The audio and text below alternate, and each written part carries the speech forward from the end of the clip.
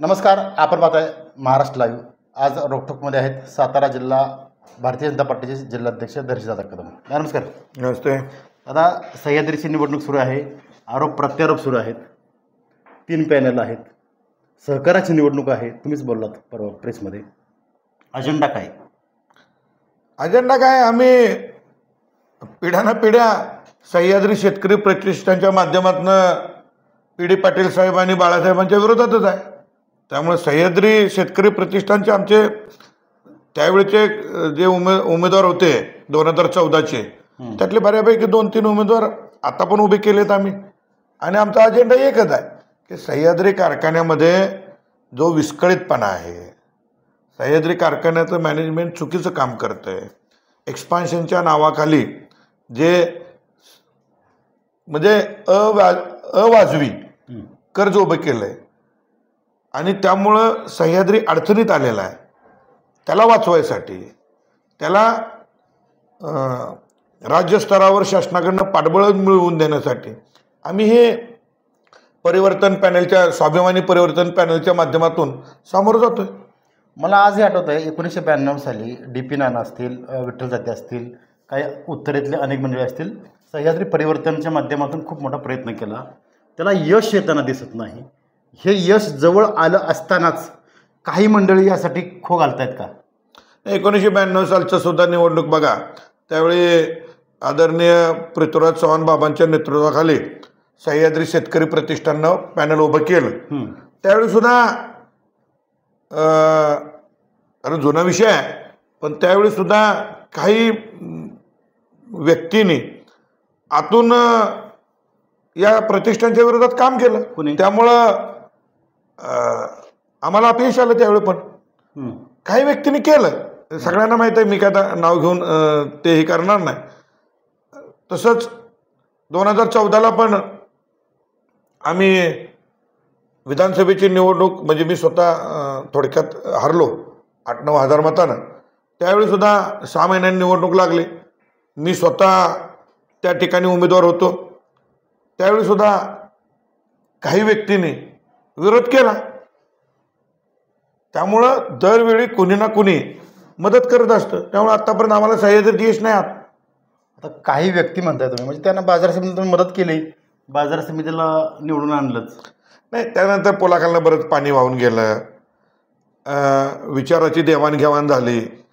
आमचा अजेंडा हा पी.डी. पाटील साहेब आणि बाळासाहेब यांच्या विरोधातला अजेंडा गेली 20 वर्ष आहे, आज नाही.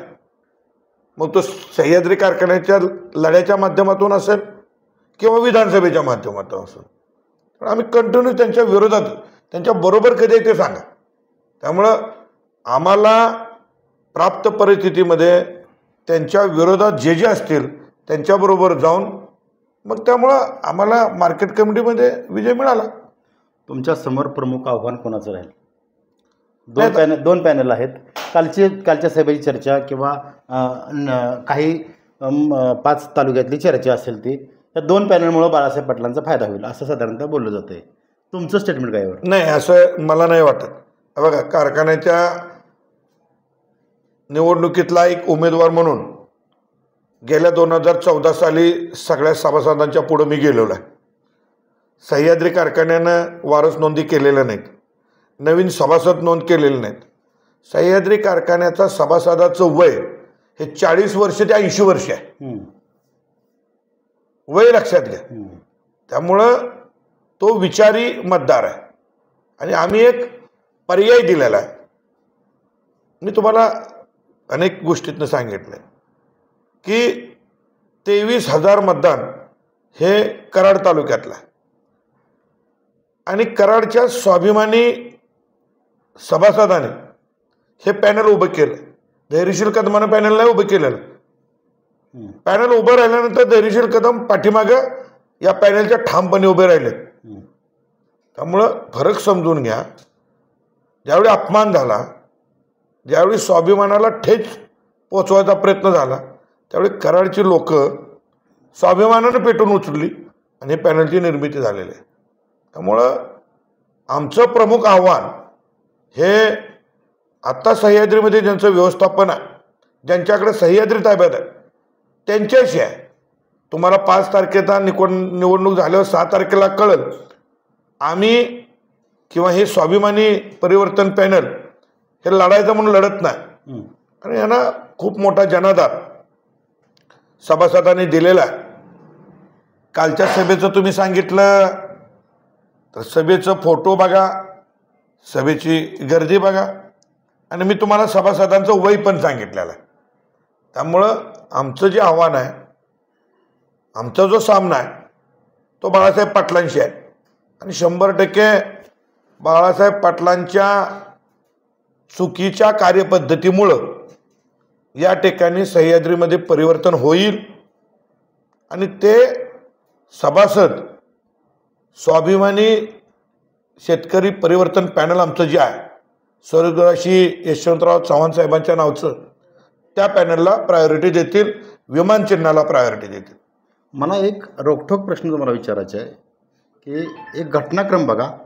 5 तारखेला ॲडव्होकेट उदयसिंह पाटील राष्ट्रवादी काँग्रेस जाणार अशा बातम्या येतात. 12 तारखेला अजित पवार इथे येतात. अजित पवार बाळासाहेब पाटलांना सुद्धा भेटतात. त्यानंतर अजित पवार उदयसिंह पाटलांच्यावर जातात आणि त्यानंतर हे तिरंगी लढत होते. त्याच्या मागे वेगळी शक्ती काम करते दिसतं, वाटते का? एक मोठा नेता बघा, खरं तर मी तडजोडीच्या कुठल्याच मिटिंगला नाही आहे. नाही, तडजोडीचं मी म्हणत नाही दादा. माझा थेट प्रश्न असा ते आहे सांगतो, ह्याच्या मागे मोठा मी नेता. तडजोडीच्या कुठल्याही मिटिंगला नाही आहे. मी सह्याद्रीची निवडणूक लढावी म्हणून मी पुढाकार घ्यावा या भानगडीत पण मी नाही आहे.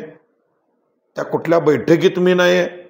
मी स्पष्ट सांगितलं होतं, मला सह्याद्री कारखान्याच्या निवडणुकीत इंटरेस्ट नाही. तुम्ही उभं करा, मतं द्यायचं ताकदीनं तुमच्या पाठीमागे मी काम करेन. माझ्या तालुक्यातून एक उमेदवार उभा करायचा होता, तो मी केला. आणि ही जी तुम्ही घटनाक्रम सांगितला, त्या घटनाक्रमानंतर साधारण यामध्ये विस्कळीतपणा आल्याचं दिसतंय. बरोबर. आणि त्यामुळं कोणाच्यात मेळ राहिला नाही. माझा या गोष्टीशी काही संबंध नाही. फक्त एक मीटिंग झाली माझी, ती आदरणीय पृथ्वीराज चव्हाण बाबा यांच्या घरामध्ये, त्यांच्या समोर. आणि ज्यावेळी मला कळलं की हे काय बरोबर चाललेलं दिसत नाही, कोणतरी म्हणजे सत्तेचं विकेंद्रीकरणासाठी आम्ही लढतोय, परत सत्तेचं केंद्रीकरण होतंय की काय, असं ज्यावेळी आम्हाला जाणवलं त्यावेळी मी उठलो आणि बाहेर आलो. त्या ऑफिसमध्ये गेलो. मी जो अर्ज होता तो काढा म्हणून माझ्या उमेदवाराला मी आदेश दिला. तेवढ्यात कराड तालुक्यातले जे उमेदवार होते त्यांनी मला विनंती केली की दादा, आम्ही काय अर्ज काढणार नाही, आमचा अपमान झालेला आहे, कसल्याही परिस्थितीमध्ये आम्ही निवडणूक लढणार आहे, आम्हाला तुमचा पाठिंबा हवा आहे, तुम्ही अर्ज काढू नका. तुमचा गेली 2009 पासून लोक माझ्या मागे आहेत. 2014ला मला मदत केली, 2019ला मदत केली, 2024ला काँग्रेस असो आणि किती पक्ष असो, सगळ्यांनी माझ्या विनंतीला मान देऊन या कमळ चिन्हावर शिक्क मारलेले आहेत. त्यामुळे माझ्यावर लोकांचा उपकार आहे आणि मी अपकारानं फेडणारी माझी वृत्ती नाही आहे. त्यामुळे लोकांच्या बरोबर मी राहिलेलो आहे आणि परिवर्तनासाठी रात्रंदिवस पळून या लोकांना विजय करण्यासाठी मी प्रयत्न करणार. आता सध्या जी निवडणूक प्रचार यंत्रणा आहे ती दुसऱ्या टप्प्यावर आता आहे. सध्याच्या परिस्थितीला एकंदरीत बोललं जातं आहे, दिसतंय वातावरण. कराडमध्ये तुमचं आणि बाळासाहेब पाटलांची फाईट होईल असं साधारणतः बोललं जातं आहे. मात्र तुम्ही कमी कुठं पडाल? कडेगाव किंवा तांबे वगैरे भागात तुमची यंत्रणा कमी पडते आहे असं एकंदरीत बोललं जातं आहे. तर तुम्ही 5 तालुक्यातला कसा तुम्ही कॅल्क्युलेशन करताय? हे बघा, साधारण या पॅनलच्या आम्ही 2 नेत्यांच्या नेतृत्वाखाली हे पॅनल उभं केलेलं आहे, उभं राहिलेलं आहे. भारतीय जनता पार्टीचे नेते आहेत रामकृष्ण वेताळ आणि काँग्रेसचे नेते आहेत निवासराव थोरात. निवास थोरातांनी या कारखान्याच्या कारभारात गेली 8-9 महिने लक्ष घातलं. 2300 सभासदांना जे बाळासाहेब पाटलांनी अपात्र केले होते, त्या सभासदांना मताचा न्याय मिळवून द्यायचं काम निवास थोरातनी केलं. आणि त्यामुळं ते नेते मग एक जे कारखान्याचे 6 गट आहेत, त्या 6 गटात साधारण आम्ही तिघंही 2-2 गटामध्ये लक्ष देतोय, त्यामुळे पूर्ण मतदारापर्यंत पोहोचायचं आमचं लक्ष साध्य होतं आहे. आणि तुम्ही जे म्हणताय की प्रचार यंत्रणा, आम्ही खरं अजून आमचे बोर्ड छापलेले नाही. कारण ज्या निवास थोरातांनी 2300 लोकांना मताचा अधिकार दिला, त्या निवास थोरातांचा अर्ज बाद करायचं कट कारस्थान काही जणांनी केलं. शेवटी विरोधकांनी केलं असतं तर काय वाटलं नसतं. परंतु ज्यांच्याबरोबर बसायचं, ज्यांच्याबरोबर तडजोडी करायची, ज्यांनी मिटिंगला बोलवायचं, त्याच लोकांनी केलं. ह्याचं दुःख खूप आहे.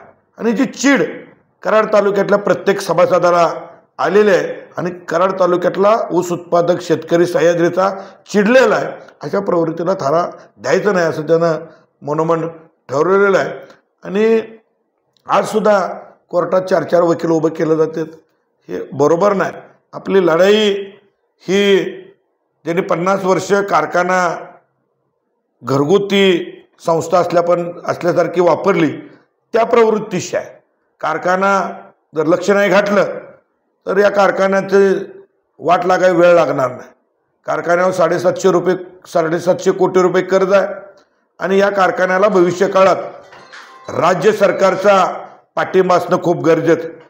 आम्ही राज्यात आणि केंद्रामध्ये सत्तेत आहोत आणि मग आम्ही सभासदांना विनंती करतो किंवा आपण या कारखान्याचे मालक आहोत, आपण हा कारखाना स्वर्गवासी यशवंतराव चव्हाण स्वाभिमानी सभासद परिवर्तन पॅनेलच्या ताब्यात द्या.